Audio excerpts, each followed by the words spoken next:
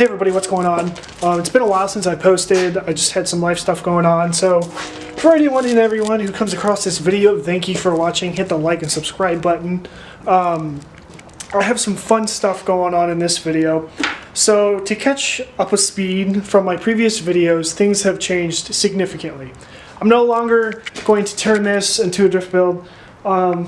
It seems quite crazy, and it was, but just I don't know. I'm scrapping that idea, so we can forget about that.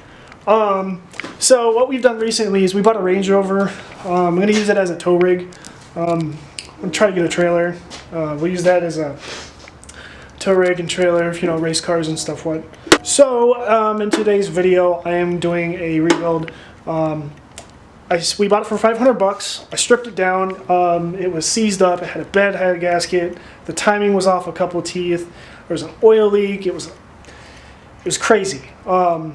Anything that could have physically gone wrong with an engine went wrong. Sorry, my arm's a little tired here. So yeah, it had a whole bunch of stuff wrong with it. So there ended up being a little bit of chunk out of the block and the top of the head. So I ended up just saying screw it, and we got a new block and we got new heads. I'm keeping the internals. The internals were actually in good condition. So I got a whole new kit. I should have took a picture of the blocks, but I got a whole new rings, main bearings, conrod bearings, head gaskets, the whole thing, head bolts, you know, everything you need for a fresh engine rebuild. So yeah, I got all that stuff, and tonight we were going over to the shop and we were going to hone the cylinders. That's going to be today. We're going to hone the cylinders. I kind of just made it a quick video because it's at my work. People were still working. So I just decided to film in the background and do a voiceover. Seems like the easiest thing. So yeah, here's a video of me doing some honing on the cylinders. Okay, so today we are going to hone the cylinders. I just brought the oil pan over, put it under the engine so that way I just clean the area and not get crap all over the ground. To bring you up to speed, this is a 4.6 liter Ford out of our Range Rover. We bought it not running. We tore it down and it ended up having some pretty significant damage, so we got a used block and some heads. And right now I am just prepping it because we finally got all of our parts in. So as you can see right there, I just had some fresh oil, some Mobil one it looks like. I put it on a rag, and you go inside the cylinder and you just kind of get it all lubed up, so that way when you put the hone in, the stones don't actually scratch the cylinder walls. Because you need some lubrication when you go in and you start honing it. So I got that all lubed up here. You can see me putting the hone inside the cylinder.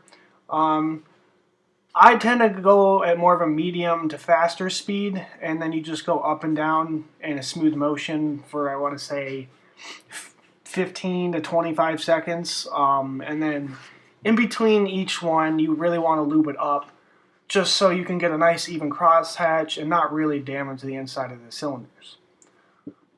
So this is probably going to be a little bit repetitive just because there's 8 of these I have to do.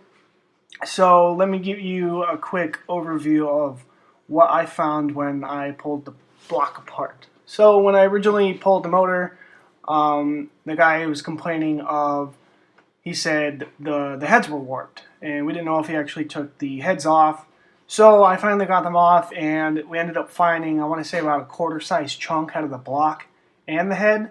So that's when we decided to go with a used block and some heads. At that point, I was still a little bit eerie about the internals, so that's why I really wanted to break it down and see where we were at.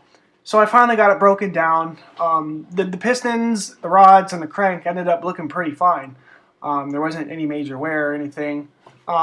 But I did find pretty much every textbook explanation for an engine failure possible.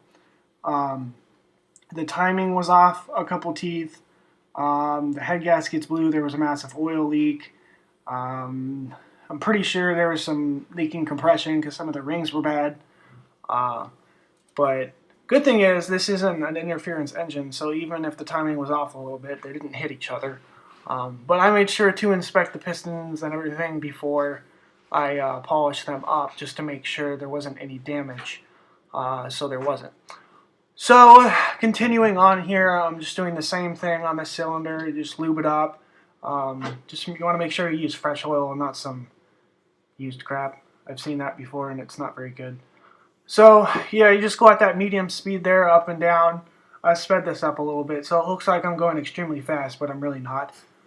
But the goal is just to get a nice even crosshatch, so that way when you put the new rings in, it can seat up real nice. This step right here can really make or break an engine.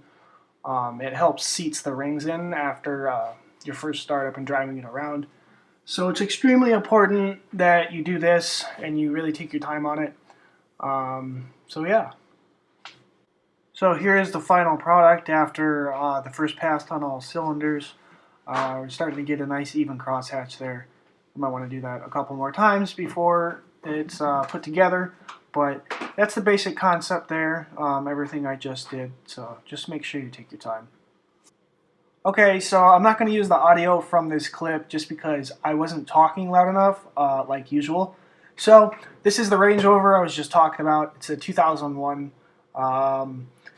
It's the top model. I think it's the HSE.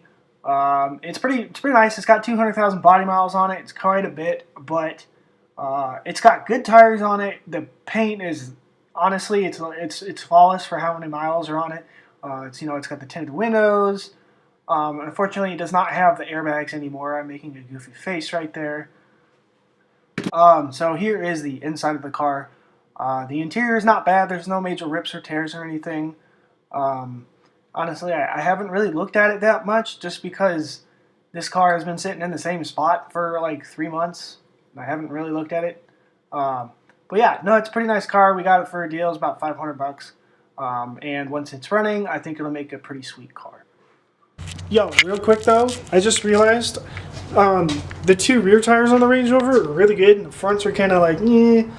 I just realized the two extra tires we have sitting in here from the Ford are the same size, and these are almost like brand new. They got like 500 miles on them, so I'm gonna slap them on there. Put it in the car.